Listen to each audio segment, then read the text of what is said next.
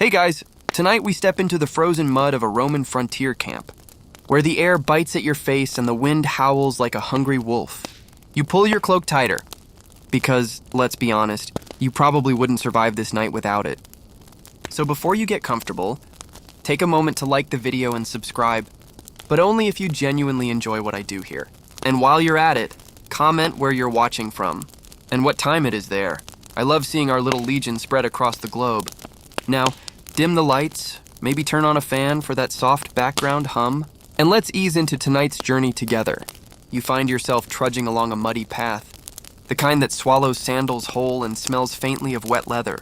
Around you, dozens of Roman soldiers march in grim silence, their breath forming white clouds in the freezing night. Your feet ache, but there's no stopping yet. Orders are orders. After miles of marching, you finally see it. A small clearing where tonight's camp will rise. And here's the thing about Roman legions. They didn't just flop down and sleep wherever they felt like it. Nope, they built a whole military camp every single night. Ditches, ramparts, gates, the works. Imagine coming home from work exhausted, but before bed, you have to build your entire house from scratch. Welcome to the Roman army. You grab a shovel because that's what everyone does and start digging. The ground is half frozen, and every scoop feels like lifting a boulder. The centurion walks past, barking orders, making sure no one slacks off. Even in this cold, discipline is ironclad. Historians say this nightly camp-building ritual is one of the reasons Rome dominated for so long. No other army was this organized. By the time the ramparts are finished, your back is killing you and your hands are numb. You're secretly hoping for a warm fire and a hot meal. But first you have to set up your leather tent. It smells like wet cowhide, and yes, you're sharing it with 7 other sweaty soldiers, cozy.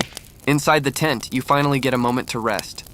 You sit cross-legged on a bedroll stuffed with straw that pokes through the fabric and scratches your skin. Someone lights a small oil lamp, casting weird dancing shadows on the tent walls. You feel like you're in some ancient horror movie, waiting for a monster to lunge at you. But there's no monster, just the wind outside and the faint clinking of armor as soldiers settle in. You chew on a piece of hard bread, because that's all you have right now, and pray it doesn't crack a tooth. Funny fact, Roman military bread was so hard they sometimes had to soak it in wine or water just to bite it. Not exactly 5-star dining. Eventually, you lie down, using your rolled-up cloak as a pillow. Sleep doesn't come easily. You're listening to the night, wolves in the distance. Maybe a barbarian scout creeping too close to the camp. Scholars still argue whether these nightly anxieties affected soldiers' mental health, but it's hard to imagine they didn't. You shift, trying to find a comfortable position, but you're either too cold or lying on a rock that refuses to move. Somewhere outside, the watchmen call out the changing of the guard. Their voice is low but firm. It's oddly comforting, like knowing someone else is awake while you drift off. Slowly, your eyelids grow heavy, the sounds of the camp fading into the background until all that's left is the crackle of the dying fire and the soft rhythm of your own breathing. Congratulations, you just survived your first night on Rome's frontiers. You wake to the sound of a trumpet blaring through the camp, your body stiff and sore from last night's hard ground. The leather tent smells like sweat and smoke, and outside, the morning fog hangs low, giving everything a ghostly look.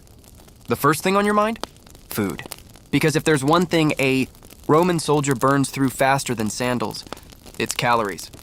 You crawl out of the tent and join the line near the campfire, where a few soldiers are already grinding wheat into coarse flour using a hand mill. You're half asleep, turning the handle in circles, but your arms are still sore from last night's digging.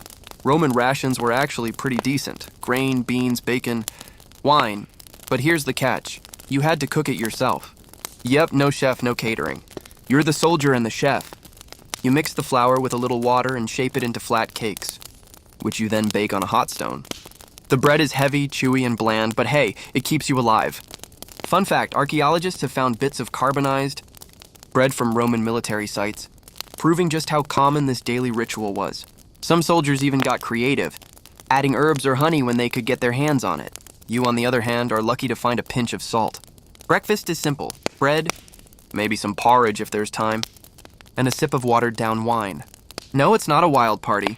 Wine was mostly a safe way to drink water without getting sick, and it was always diluted. The stereotype of Romans drinking non-stop isn't entirely true, especially on duty.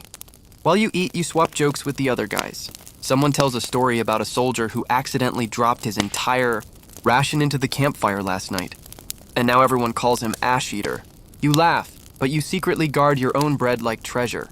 Hunger can make even the most disciplined legionary cranky, and you do not want to fight your tent mates over crumbs. As the sun rises, you look around the camp. Smoke rises from dozens of tiny cooking fires, and the smell of grain and bacon fills the air.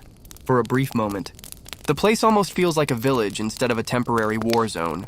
Scholars still argue whether soldiers enjoyed these communal meals or just tolerated them, but there's something oddly comforting about everyone eating together. It feels like family if your family also forced you to march 20 miles a day and dig ditches in the freezing rain. With breakfast over, you wipe your hands on your tunic, sling your gear over your shoulder, and get ready for the next task. You're full, not stuffed, but just enough to face whatever orders come next. You've barely finished licking the crumbs of breakfast. Off your fingers. When the call comes, gear check. Every soldier groans because this means it's time to drag out the heavy stuff. Your lorica segmentata, that iconic Roman segmented armor, your shield, and of course, your trusty sandals. You sit cross-legged and start inspecting your gear, like a blacksmith's apprentice. The armor is cold to the touch, and the metal has collected a fine layer of frost overnight. You rub it with a cloth until it shines, because if your centurion catches you with rusty plates, you'll wish the barbarians got to you first. And here's the thing, Roman armor wasn't just for show. It had to be functional, protective, and durable enough to survive constant use. The lorica segmentata was brilliant for its time, overlapping plates that offered flexibility and protection, though it could pinch in all the wrong places if not fitted properly. You lift your scutum, the massive rectangular shield, and check the leather straps. This thing is almost as tall as you are, and carrying it all day is like holding a door in front of you while running a marathon. But it's worth it. Roman shields were designed to form the legendary testudo, tortoise formation, where the entire unit locked shields together into an almost impenetrable wall. Scholars still argue whether this formation worked as flawlessly in real battles as it does in Hollywood movies, but one thing's certain, it looked terrifying. Finally, you slip on your caligae those iconic Roman military sandals. They look like fashionable gladiator footwear, but don't be fooled. They're tough, studded with hobnails, and surprisingly comfy once your feet get used to them.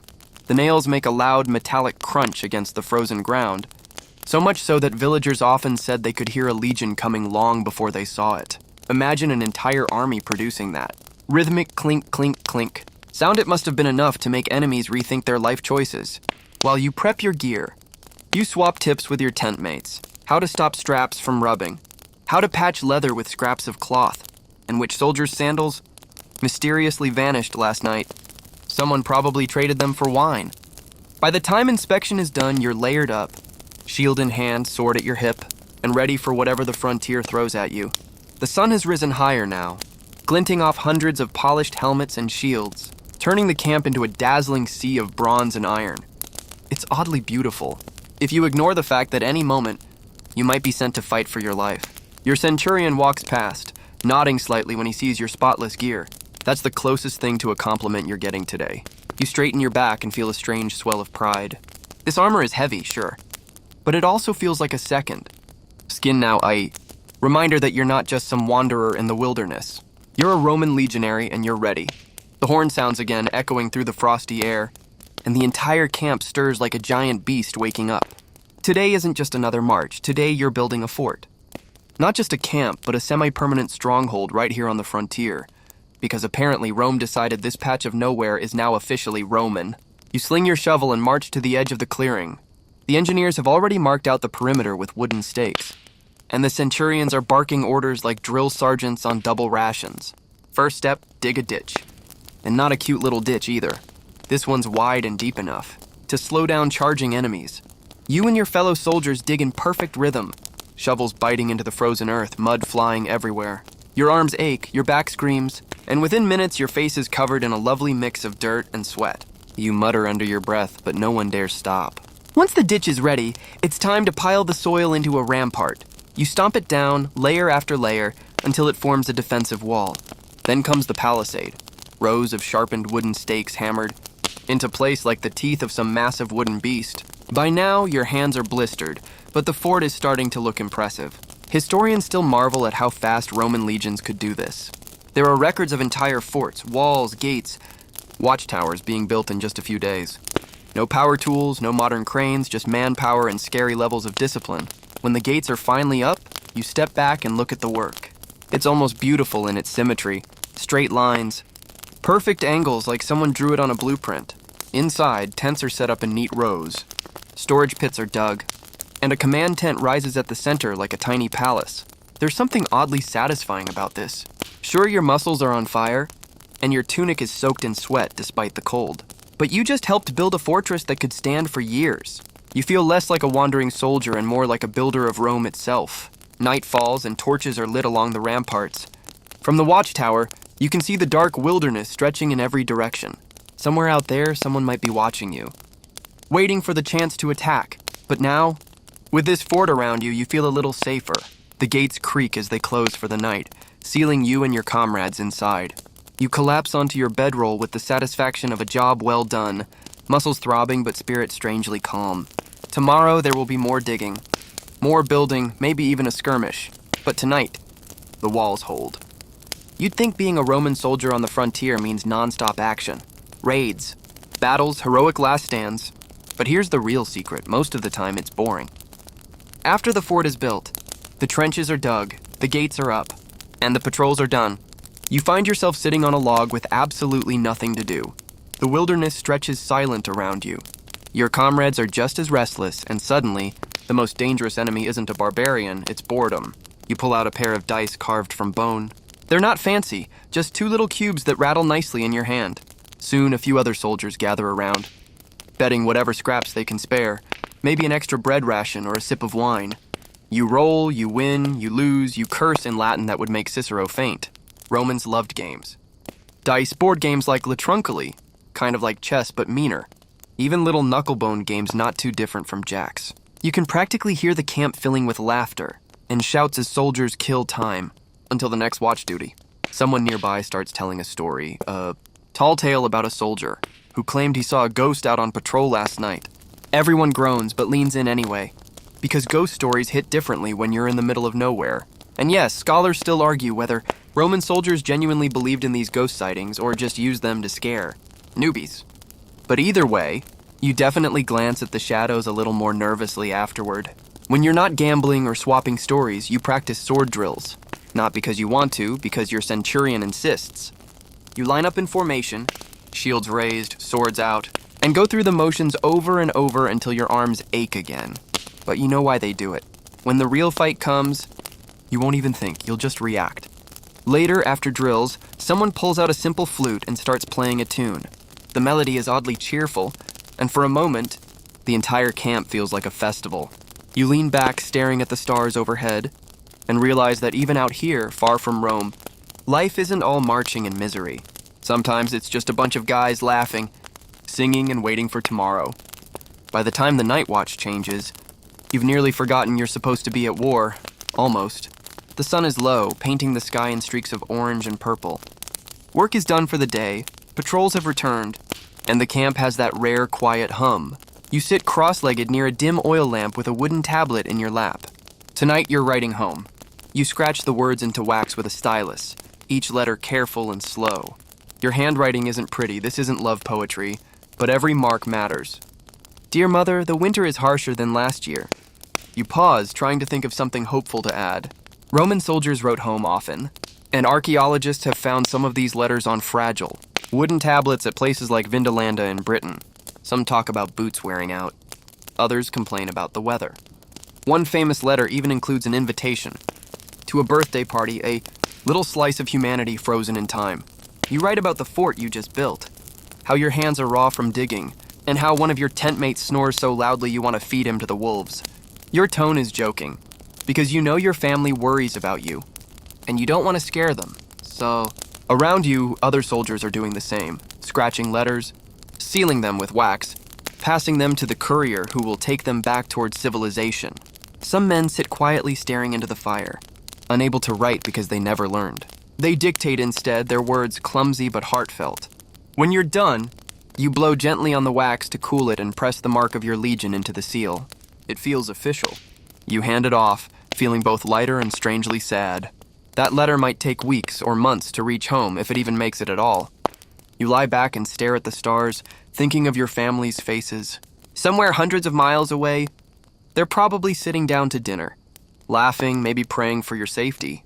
You smile at the thought, and for the first time in days, the camp feels a little warmer. Scholars still argue whether these letters were a form of therapy for soldiers, a way to hold on to their humanity.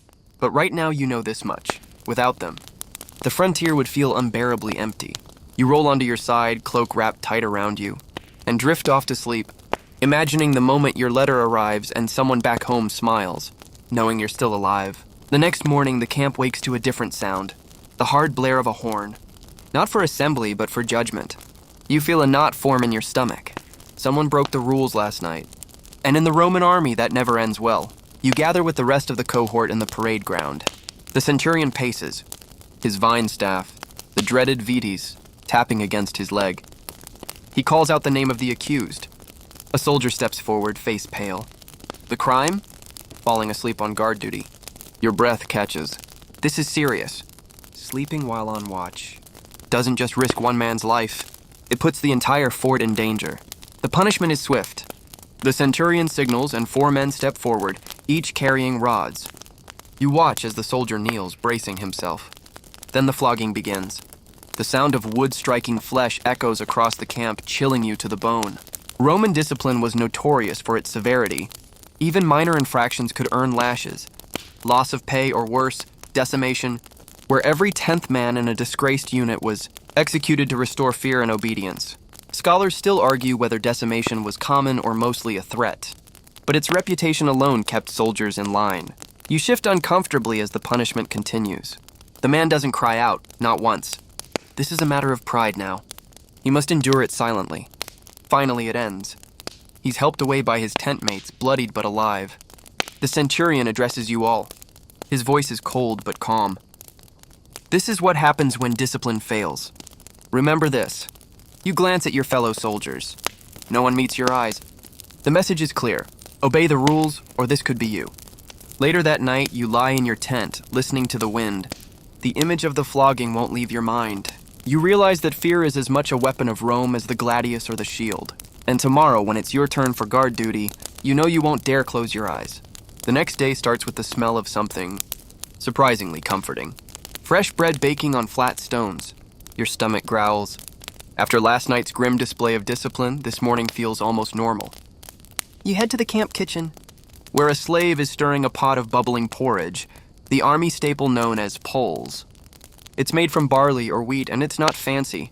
But when you're this hungry, it smells like heaven. You line up with your messmates, bowl in hand. The cook ladles out a thick scoop, then hands you a small chunk of coarse bread. Today's bonus? A drizzle of olive oil and a few olives. Luxury. You sit with the others, blowing on your porridge before taking a bite. It's hot, filling, and a little smoky from the fire. Roman soldiers ate surprisingly well compared to many poor civilians. Grain rations were generous, often wheat, sometimes barley if supplies were low. Meat was common too, though usually salted pork or bacon, dried fish or whatever could be hunted nearby. You tear into your bread and sip watered-down wine from a clay cup. Wine is a daily ration, not strong, just enough to kill the taste of bad water. Someone jokes about how even bad wine tastes better than the muddy river. Nearby, a group of soldiers are preparing a stew with lentils, onions, and a bit of meat. The smell drifts across camp, making everyone hungrier. One guy brags that he traded his extra boots for some garlic to spice it up. Scholars still argue whether Roman soldiers cooked individually or shared a central kitchen. Either way, food was a social event. Men laughed, swapped stories, and even sang while stirring pots. For a moment, the frontier doesn't feel so lonely.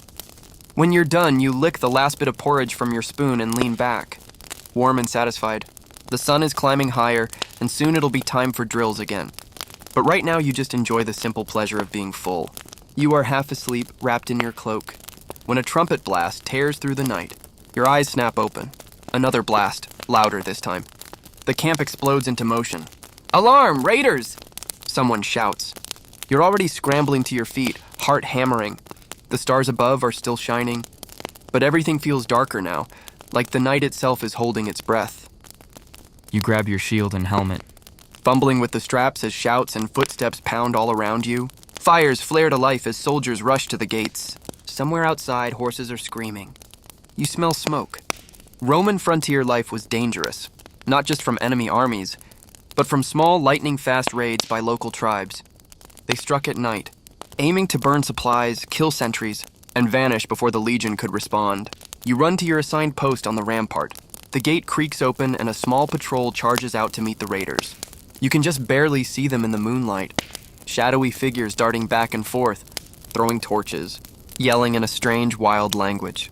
Your cohort commander shouts for everyone to hold position. Arrows whistle through the air, thudding into shields and wooden palisades. You crouch low, gripping your shield tight, heart thudding so hard you can feel it in your teeth. Then, silence. The raiders are gone. Just as suddenly as it began, the attack is over. You stay alert, waiting for another wave, but none comes. At dawn, you see the damage. A cart is still smoldering. One hut is a blackened skeleton. 2 men didn't make it through the night. You help carry their bodies to the edge of camp, where a priest mutters prayers over them. The message is clear: you are never completely safe here. The frontier is alive, restless, and always watching. Scholars still argue whether these night raids were purely military, or part of ritualized warfare meant to intimidate. Roman outposts. Whatever the case, you realize one thing. Tonight, you'll be sleeping with one eye open. The camp is quiet tonight, after the raid. Everyone is jumpy. Every creak of wood and whisper of wind makes you flinch. That's when you notice something unusual. A soldier in your tent is tying a small leather pouch to his belt. "What's that?" you whisper. "A charm," he says simply. "My mother gave it to me. Keeps bad spirits away." You glance around. One man is murmuring a prayer to Mars, god of war, while another is scratching strange symbols into the dirt outside the tent. You suddenly realize how much ritual there is in this place. Quiet, hidden acts meant to push back the unknown. Roman soldiers were famously practical, but they were also deeply superstitious. Before battles, they sacrificed animals and read omens in their livers. A bad omen could delay a whole campaign. Even ordinary days were full of small rituals: knocking on wood, wearing lucky charms, or spitting 3 times to ward off evil. You sit by the fire, watching as one man burns a piece of incense and waves the smoke toward the camp gate. Another drops a coin into a tiny makeshift altar he built from stones. Scholars still argue whether these acts were officially sanctioned, or just tolerated by officers, but clearly, no one is stopping them. You remember your own family's talisman, a tiny bronze figurine of Fortuna, goddess of luck, tucked away in your pack. You take it out, hold it in your palm, and for a moment the world feels steadier. Later that night, as you lie down, you hear the soft chanting of your tent mates. Their words blur with the crackle of the fire until they sound almost like a lullaby. Sleep comes easier tonight, maybe because of the charm, maybe because you believe it works. You drift off thinking, in a place where death can strike any night, belief is sometimes the only armor you have. The first raindrop hits your cheek like a cold coin, then another. Within minutes, the sky opens up, drenching everything in sheets of freezing water. You pull your cloak tighter, but it's useless. The wool soaks through, sticking to your skin. Life on the frontier doesn't pause for weather. You still have drills, you still have guard duty, you still have to haul supplies through mud that sucks at your boots. The camp becomes a swamp, ditches overflow, and fires hiss and die under the relentless downpour. You shiver so hard your teeth rattle. At night, you sleep damp and cold, the ground beneath your back turning to icy sludge. The smell of wet leather, smoke, and unwashed bodies fills the tent. Then comes winter. Snow falls silently at first, dusting the camp like powdered sugar, almost beautiful until the real storm hits. Suddenly, the fort is buried under a blanket of white so thick you can barely see the walls. The air burns your lungs when you breathe. You help clear snow from the gate, hands numb even through your gloves. The ice snaps under your boots as you walk. Rations grow tighter. You eat more salted meat and less bread, and sometimes go to bed still hungry. Roman soldiers faced every season without modern comforts. No heating, no waterproof gear, just grit and routine. Scholars still argue whether the constant exposure to the elements hardened soldiers or slowly wore them down. Judging by the cracked skin on your hands, you suspect it's both. Spring finally comes, but even that brings trouble. Melted snow turns the camp into a sea of mud. Supplies get stuck miles away, and your centurion's temper gets shorter with every late delivery. But standing on the rampart one evening, you watch the sunset through the mist, golden light reflecting off puddles, and for a moment it's worth it. You're part of something bigger, a machine that never stops. No matter the weather. You go to sleep that night exhausted but strangely proud. You survived another season. And tomorrow, no matter what the sky throws at you, you'll do it again. The shout goes up, "A medic!" You sprint toward the commotion near the gate. A soldier is down, clutching his leg where an arrow still juts out. His face is pale, breathing shallow. The camp's medicus, a Roman army doctor, is already there. His kit is simple but deadly serious. Bronze forceps, scalpels, sponges soaked in vinegar.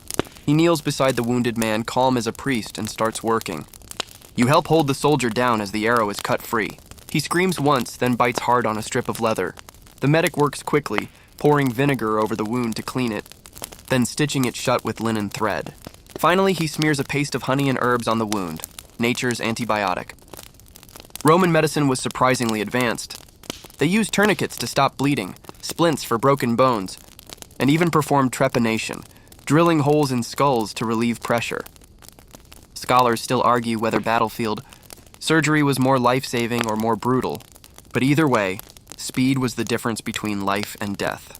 You watch as another soldier limps in, arm gashed open. The medic cauterizes the wound with a heated iron. The smell of burning flesh fills the air. Everyone grimaces, but no one looks away. This is survival. In a corner of the tent, herbs hang drying. Sage, yarrow, garlic. A mortar and pestle sit ready to crush ingredients for poultices. It's a strange mix, science and superstition, blood and prayer. When the work is done, the wounded are laid on straw mats to rest. You bring them water, trying not to stare at the bandages already turning red. One man grabs your wrist and whispers thanks. As you leave the infirmary tent, you realize just how fragile everyone is here. One bad cut, one infection, and even the strongest soldier could be gone by morning.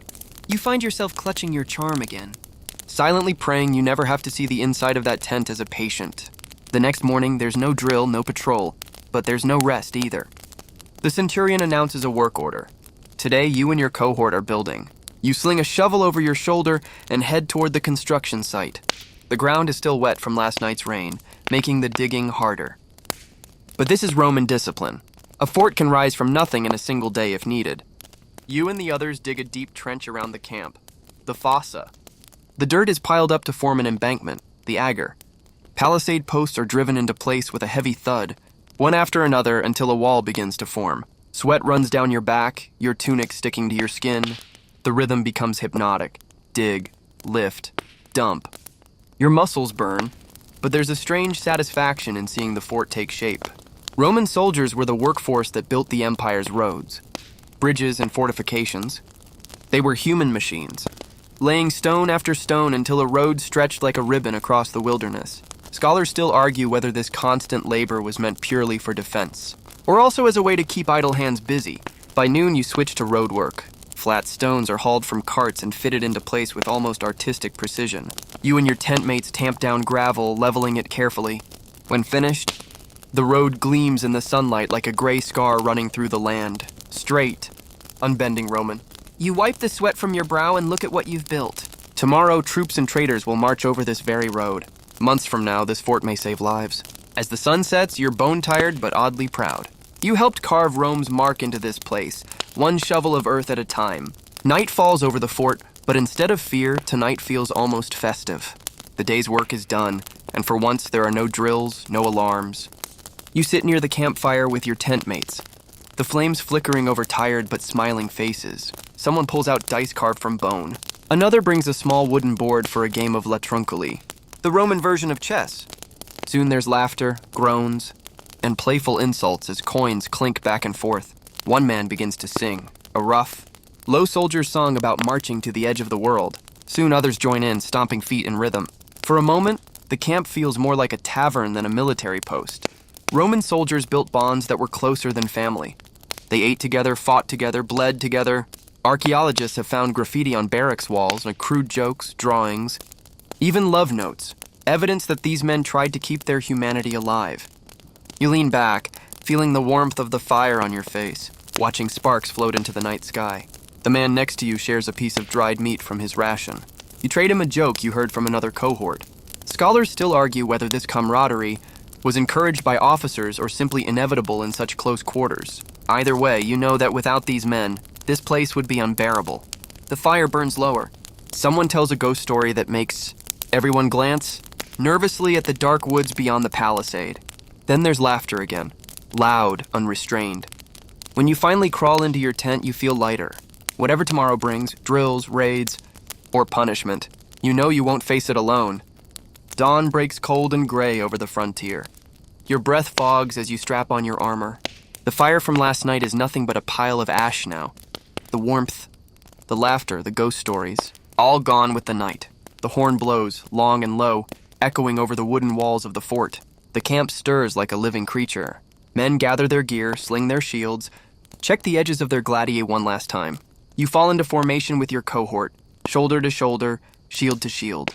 The gates creak open and the outside world stares back, wild, empty and dangerous. The march begins. Your feet fall in rhythm with hundreds of others, a steady drumbeat on the packed dirt road. Along the way you pass the graves of fallen comrades, simple wooden markers, some with names, some blank. You wonder who will bury you when your time comes, and whether anyone will remember your name. The sun rises higher. Dust swirls up around the column, coating your sandals and legs. Your shoulders ache, but you keep marching. There's a strange peace in the monotony. Step, breathe, step, breathe. The world is vast, the sky endless, and you are just a small figure moving through it. Scholars still argue whether these endless marches broke soldiers. Spirits or forged them into iron. You can't decide. You just keep moving, one foot in front of the other. As the day wears on, you look left and right at the men beside you. Tired faces, scarred hands, cracked lips, but determined eyes. Whatever waits ahead, you'll face it together. By evening, the column disappears over a ridge, just silhouettes against a blood-red sunset. The fort is empty now, silent except for the wind. And so the march continues. The march fades from your mind. And all you hear now is the slow rhythm of boots, echoing like a lullaby in the distance. The fort is quiet, the fire's long extinguished, and the cold air settles like a blanket around you. You imagine lying on a simple straw mattress in a barracks room that smells faintly of wood smoke and leather. The sound of distant wind plays like white noise through the gaps in the walls. It's strangely peaceful, as if the whole frontier is finally taking a deep breath. You picture the soldiers you met tonight, the ones who shared their rations, who told jokes, who sang around the fire. Somewhere out there, they're still marching beneath the stars. But for now, you don't have to move. Your shoulders loosen, your breathing slows. The torchlight in your mind's eye grows dimmer, and the world feels softer, quieter. The drums of marching grow fainter until they are gone completely. And with that, we leave them, still walking, still guarding the edge of the empire. As you drift off to a safer place, sweet dreams,